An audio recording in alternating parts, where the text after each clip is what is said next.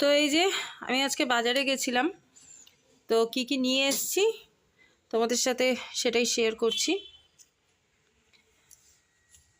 মেথি শাক, শিম, এখানে আছে বেগুন,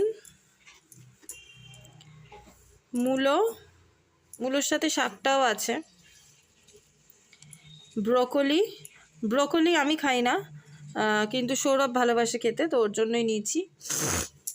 আচ্ছা, এই যে পেঁয়াজকলি, শসা, লেবু, আদা, রসুন আর টমেটো এই নিয়ে আসছি। আর মেয়ের জন্য কয়েকটা জামা কাপড় কিনেছি, সেগুলো দেখাবো।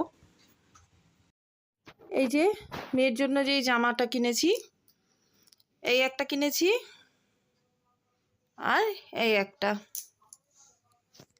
আর কিনেছি হচ্ছে